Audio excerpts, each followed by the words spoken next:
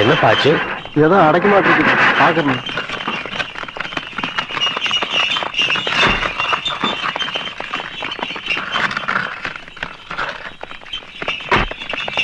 தம்பி தம்பி, கொஞ்சம் வண்டியை நிறுத்துங்க. இவ்வளவு பேர் வண்டியை கட்டிட்டு போறீங்களே, இந்த பக்கத்துல ஏதாவது திருவிழாவா? ஐயா, 20 வருஷத்துக்கு முன்னாடி 18 பட்டிக்கும் ஒரு தனி மனுஷருக்கு ஒரு பஞ்சாயத்து இருந்தது. அது தீர்ப்பாகாமலே நின்னுச்சு. அந்த பழைய வழக்க இன்னைக்கு விசாரிச்சு தீர்ப்பு சொல்ல போறாங்க.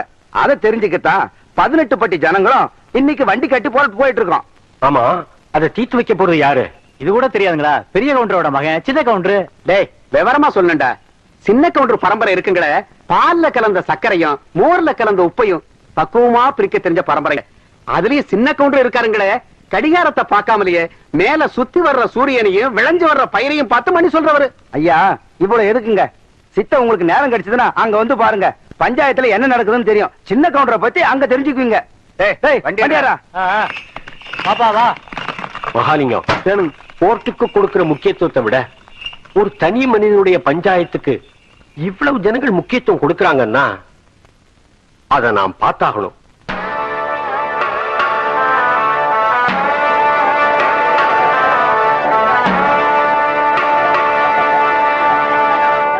வருஷமா இருண்டு கிடந்த இந்த 18 பட்டி கிராமத்துக்கும் இன்னைக்கு தான் விடுவி காலம் வரப்போகுது. பாருங்க கூட்டத்தை. ஆமாமா, சின்ன கவுண்டர் வராருன்னா சாதாரண விஷயங்களா? ஐயா, 18 பட்டி கிராமம் கூடி கிடக்குதுன்னா சூடு சோரணை இல்லாம இல்ல, எதையும் நல்லபடி பேசி தீர்த்துக்கலாம்ல. ஆமா ஆமா, என்னைக்கு சக்கர கவுண்டர் அப்பாட்டிக்கு மரியாதை கொடுக்கல கோயில எடுத்து பூட்டினாரோ அன்னைக்கே வெட்டு குத்துனா ஆயிருக்கும்ல. எவன்டாவ வெட்டு குத்து பத்தி பேசுறவன்? எதிரில நின்னு பேச யோகியதை இல்லாதவங்க எல்லாம் இப்ப எதிர்த்து பேச ஆரம்பிச்சிட்டீங்களா? அதான் மச்சான் அப்பவே சொன்னேன், இவங்க பஞ்சாயத்துல நமக்கு வேணா கோர்ட்டுக்கு போலாம்னு. நம்ம 18 பட்டிக்கும் கோர்ட்டு இந்த ஆலமரத்தடி பஞ்சாயத்து தான். இங்க கொடுக்கிற தீர்ப்பை மீறி எவனும் இது வரைக்கும் எந்த கோர்ட்டுக்கும் போனதில்ல.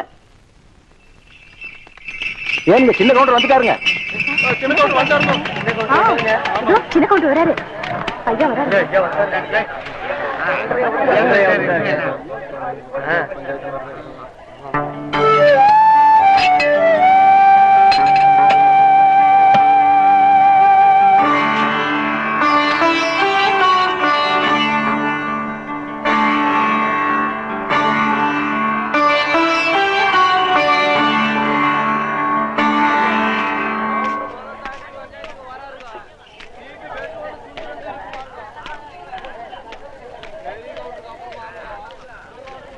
எல்லாருக்கும் வணக்கம்.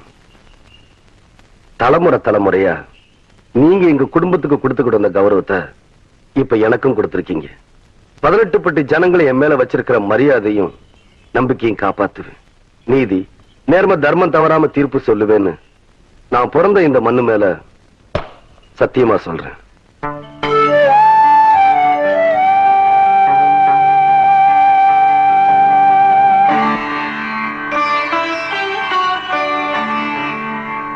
வழக்க ஆரம்பிக்கலாம்.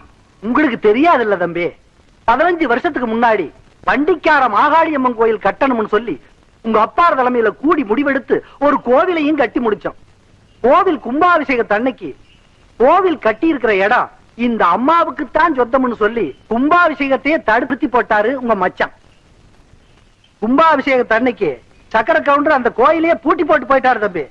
ஏன் என்னன்னு கேட்டா, சங்கரபாண்டி வாத்தியாரு அந்த நிலத்தை இந்த நரசம்மா பேருக்கு கரையம் பண்ணி கொடுத்துட்டாருன்னு சொல்றாருங்க. ஆனா அது புறம்போக்கு தம்பியோ. யோ, அதாயா பிரச்சனையே. அது முடிவாக எப்படியா புறம்போக்குனாலும் சொல்லலாம். ஆனா அது உங்க நிலமாவே இருக்கட்டும். கோயில் கட்டி முடிச்சதுக்கு அப்புறம் சொந்தம் கொண்டாடுற தப்பு இல்லையா? இத பாருங்க தம்பி, பஞ்சாயத்துல நாங்க உங்களுக்கு நிலம் வாங்கி தரோம், அதை நீங்க வாங்கிக்கங்க. எங்களுக்கு எங்க நிலம் தான் வேணும். வேணா அந்த கட்டின கோயில தோண்டெடுத்து வேற இடத்துல வச்சுக்கோங்க. பசு பால் கொடுக்குங்கிறதுக்காக கொம்புல கறந்தா பால் வராது, மடியில தான் கறக்கணும். அதே மாதிரி சாமி எல்லா இடத்துல இருந்தாலும் கும்பிடுறதுக்குன்னு ஒரு இடம் வேணும். அதுக்கு பேரு தான் கோயில். அதை தூக்கி வச்சு விளையாடுறதுக்கு மனுஷனுக்கு சக்தி கிடையாது. அதுல போய் நாம தகராறும் பண்ணக்கூடாது. யோ, நாங்க ஒண்ணு தகராறு பண்ண வரலையா? யார் பார்த்து என்ன பேச்சு பேசுறா?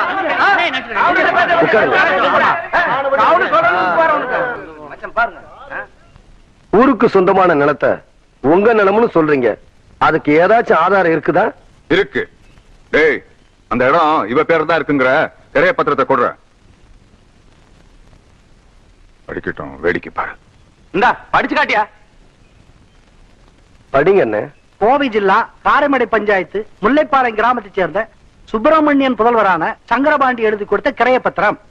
மேற்படி பஞ்சாயத்தில் கிழக்கே வல்லமலை அடிவாரத்திலிருந்து தெற்கே தேவிப்பட்டணம் ஏரிக்கரையை சுற்றி வடக்கே சேத்துமடை ஜமீன் தோட்டம் எல்லை வரை உள்ள 5 வேலி நிலத்தை கோவில் வாழையர் சுந்தரி அம்மாளுக்கு ரூபாய் 20,000 ரொக்கத்துக்கு விற்ற வகையில் முழு தொகையும் ரொக்கமாகவே பெற்றுக் கொண்டேன். இப்படிக்கு சங்கரபாண்டிய வாத்தியார். என்னன்னு சொல்றீங்க? சங்கரபாண்டி வாத்தியார் கையெழுத்து போட்டு கொடுத்திருக்காரா? ஆமாங்க தம்பி, அவரே போட்டிருக்காருங்க. ஏன் மகாலிங்கம், இதே கேஸ் நம்ம கோர்ட்டுக்கு வந்துச்சுன்னா ஜட்ஜ்மெண்ட் சொல்ல எவ்வளவு வருஷம் ஆகும்? ஒரு 15 வருஷம் போட்டு ஜவ்வில பெடுத்துற மாட்டீங்க. என்ன சொன்ன? உண்மை தான் சொன்ன. சுமாரியா? அப்படின்னா இந்த பஞ்சாயத்துக்கு தீர்ப்பு சொல்ல வேண்டிய நேரம் வந்துருச்சு.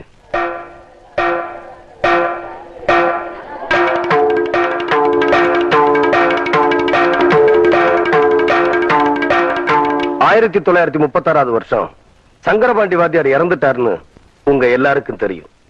1927 வருஷம் இந்த பத்திரம் கரையம் பண்ணிருக்காங்க. இது முதல் தப்பு.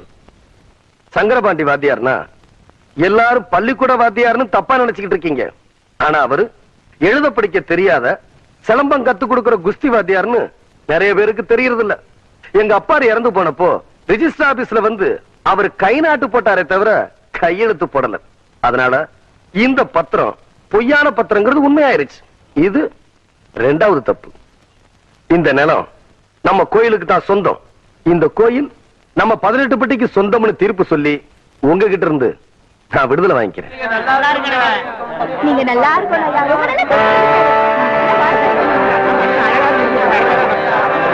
பல வருஷங்கள் நடத்த வேண்டிய இந்த கேஸ இந்த பையன் எப்படிடா 15 நிமிஷத்துல தீர்ப்பு சொல்லிட்டான்? அவரும் உங்களை மாதிரி சம்பளம் வாங்கி வச்சு போட்டு தீர்ப்பு சொல்ல சர்ச்சை இல்லைங்களே. படிக்காதவங்களுக்கு எப்பவுமே வெட்டோன்னு தூண்டுறேன்டுங்க. அப்புறப்படலாங்க. ஊரு கண்ணு, உறவு கண்ணு, நாய் கண்ணு, நரி கண்ணு, நோய் கண்ணு, நொல்ல கண்ணு, நல்ல கண்ணு, கொள்ளி கண்ணு, கண்ட கண்ணு, முண்ட கண்ணு, கரிசி கொட்டும், எல்லா கண்ணும் கண்ட பிணி தொலையட்டும், கடுகு போல வெடிக்கட்டும், நல்லதெல்லாம் நடக்கட்டும், நாடு காடு செழிக்கட்டும்.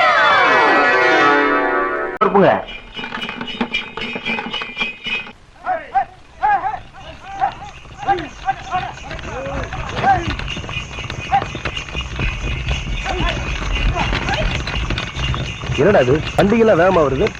ஆமாங்க, பூச்சி வண்டியாட்டம் தெரியுதுங்க.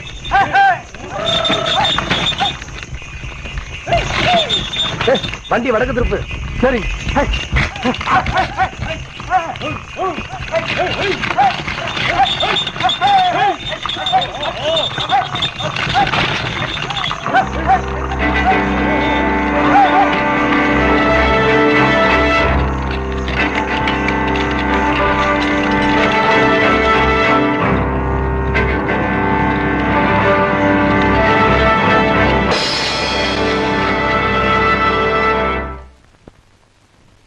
என்ன சின்ன கவுண்டர் அப்படி பாக்குறீங்க? அந்த பஞ்சாயத்துல சரியான தீர்ப்பு சொல்ல முடியாம தான் உங்க அப்பாரே தூக்குல தொங்கிட்டாரு. அப்படி இருக்கும்போது நீங்க சொன்ன தீர்ப்பு தப்புதான் எடுத்து காட்ட வேணாம். அதுக்கு தான் இத்தனை பேர் வந்திருக்கோம். டேய், எடுத்து காட்டுங்கடா.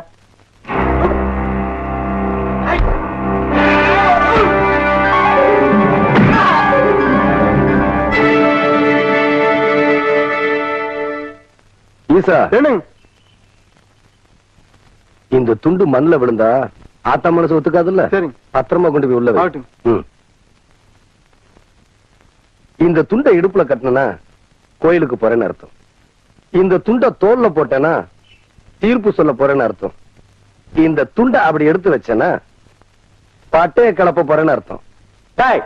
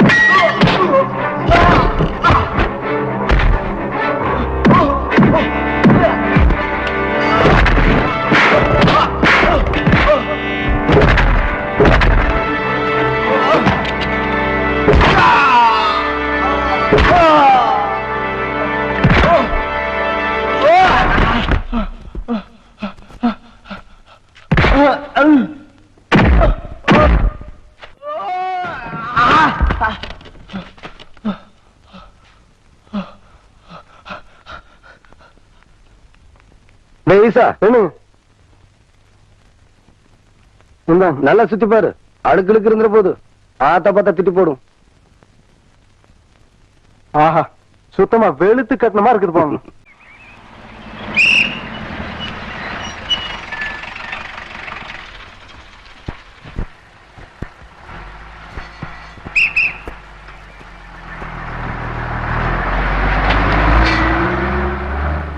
இது யாரா அந்த பையன்?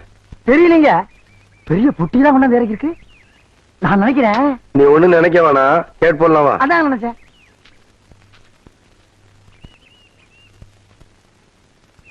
தம்பி, நம்ம ஊர் தானுங்களா? ஆமாய்யா. இங்க கூலி யாரும் இல்லையா? அப்படின்னா என்னங்க? இல்ல இந்த ஊர்ல பொட்டி தூக்க ஆள் இல்லையான்னு கேட்டேன். எத்தனை தருவீங்க? 10 ரூபா தரேன். 10 ரூபாவா? விடுறா அந்த துண்ட, விடுறா. அதையும் தூக்கி மேல வைங்க. எந்த இடத்துக்கு போனுங்க? என் பின்னாடியே வாயா. ஐயா நீங்க இந்த காலத்துல எவன்டா பொட்டி தூக்குறது 10 ரூபா கொடுப்பான்? பேசாம வரணும். வாடா. ஐயா என்னய்யா, ஐயா என்னய்யா, ஐயா ஐயா.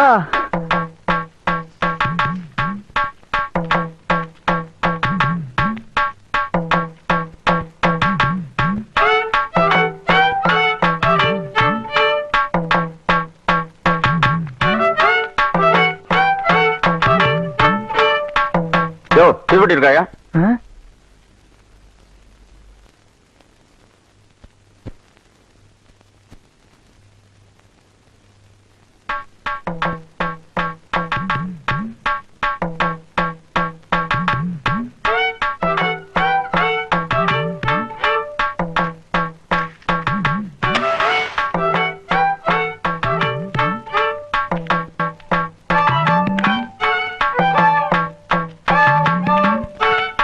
அம்மா, அம்மா,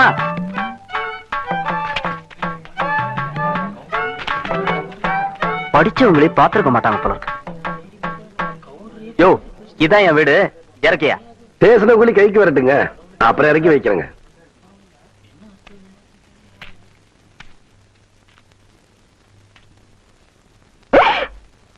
அட பாவி மகனே, என்ன காரியம்டா செஞ்ச? ஐயோ ஐயா, மன்னிச்சிருங்க ஐயா. டேய், தோட்டத்துல வேலை செஞ்சிட்டு இருக்கிறப்போ உங்க அப்பா உசுர ஒட்டு போட்டாருன்னு பெரிய கவுண்டர் உன்னை படிக்க வைக்க அனுப்பிச்சாரு. அன்னையில இருந்து இன்னைய வரைக்கும் உன் படிப்புக்காக காசு அனுப்பிட்டு இருக்கதே சின்ன கவுண்டர் தான். அவர் தலையில போய் இப்ப என்ன நடந்து போச்சுன்னு இத பாரு தம்பி. உங்க ஆத்தா கூலி வேலை செஞ்சு பொழைச்சுக்கிட்டு இருக்கு. 1.5 சமயம் உன்னால தூக்க முடியாம அடுத்தவங்க மேல ஏத்தி விடுற. படிச்சு போட்டா மட்டும் எல்லாம் தெரிஞ்சது அர்த்தம் இல்ல. மனுஷங்களை மதிக்கவும் கத்துக்கணும். உன்னை படிக்க வச்ச எங்க அப்பாரு என்ன படிக்க வைக்க நினைக்கல பாத்தியா? அதான் இந்த மண்ணோட பண்பாடு. முதல்ல நீ அதை தெரிஞ்சுக்கணும். நீ என்றானா வரட்டுமா?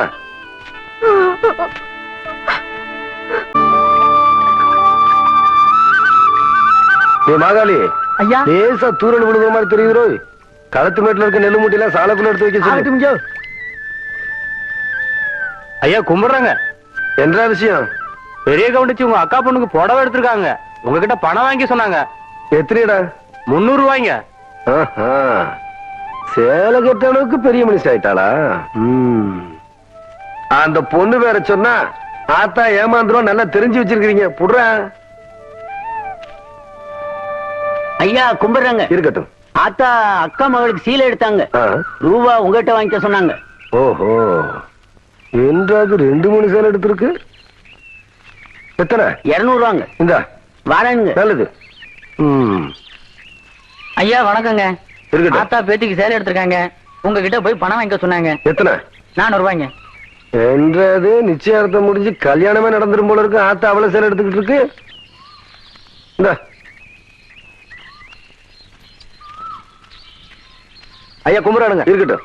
ஆத்தா சீல் எடுத்துச்சா? ஆமாங்க. பேத்திக்கு எடுத்துச்சா? ஆமாங்க. பணத்தை எங்கிட்ட வாங்கி சொல்லிச்சா? ஆமாங்க. எத்தனை? 300 ரூபாய்ங்க.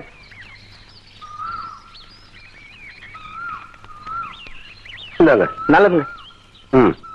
ஐயா, ஐயா, இந்த இடத்துக்கு தான் 300 ரூபாய் போன. அது பெரிய கவுண்டச்சி எடுத்த பட்டு சேலைங்க. இது தெய்வான எடுத்த நூல் சேலைங்க. தெய்வானையா? கவுண்டரே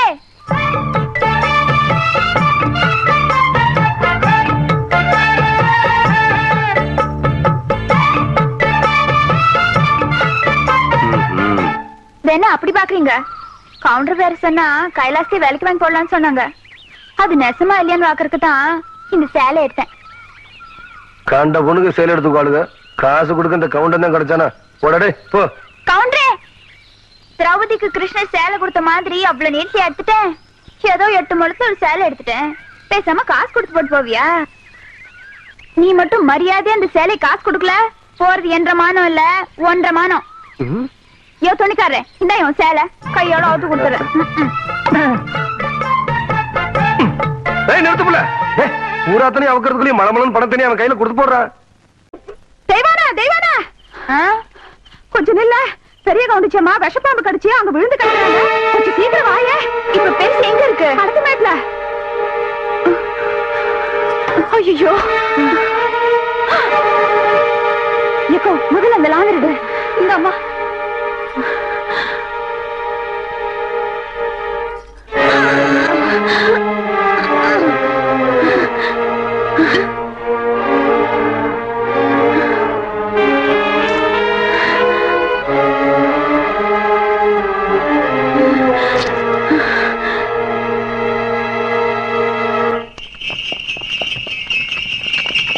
கவுண்டரியா, ஐயா ஐயா ஐயா, நம்ம பெரிய கவுண்டிச்சியா பாம்பு கடிச்சு போட்டுச்சியா. வயக்காட்டுல நேற்று ராத்திரி விஷ பாம்பு கடிச்சு போட்டுச்சியா. ஓட்டுற வண்டிய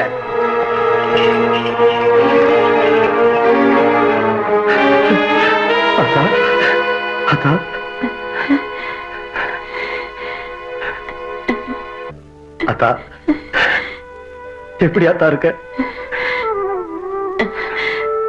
பதறாதையா, எனக்கு ஒண்ணு ஆகல. என்னைய என் ஆத்தா காப்பாத்தி போட்டா. யாருன்னு பாக்குறியா? எல்லாம் அந்த சிரிக்கி தேவானதா ஐயா.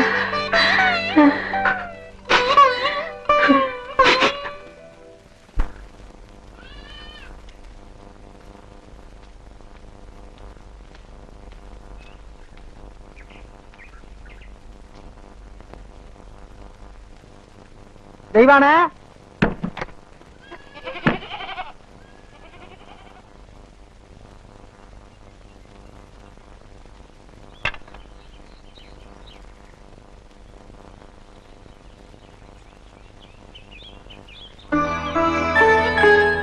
என்ன புள்ள அப்படி பாக்குற? ஐயா வீட்டுல ஏதாச்சும் விசேஷங்களா? போன ஆத்தாளோட உசிரியே திருப்பி கொண்டாந்தவ நீ ஒண்ணும் தெரியாம மாதிரி கேக்குறியே. எல்லாம் உனக்கு தான் புள்ள, எடுத்துக்க.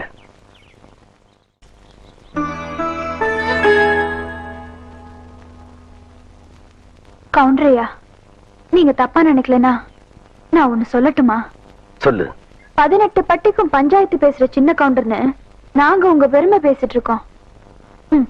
நீங்க என்னன்னா விலையே பேச முடியாத உங்க ஆத்தா உசுருக்கு விலை பேசிட்டு நிக்கிறீங்களே. இந்தாங்க, இந்த பணத்தை இப்ப நான் உங்களுக்கு தரேன். 20 வருஷத்துக்கு முன்னால செத்து போன ஏன் ஆத்தாளோட உசுர உங்களால திருப்பி தர முடியுமா? உங்க ஆத்தாள நான் காப்பாத்தும் போது இந்த காசு என் கண்ணுக்கு தெரியலையா? ஆத்தாளோட பாசம் தாயா தெரிஞ்சது. பொறப்புல ஏழையா இருந்தாலும் பாசத்துக்கு கட்டுப்படுவோமே தவிர பணத்துக்கு கட்டுப்பட்டு பழக்கமே இல்லையா? சொல்லால் அடிச்ச சுந்தரி மனம் சுட்டு விட்ட கோலம் என்னடி? சொல்லால் அடிச்ச சுந்தரி மனம் சுட்டு விட்ட கோலம் என்னடி? பட்ட காயத்துக்கு மருந்து என்னடி? என் தாய தந்த தாயும் நீயடி. என்னதான் சொல்ல ஒண்ணும் கூட இல்ல, மன்னவன் நெஞ்சிலே மூச்சடைச்சதென்ன?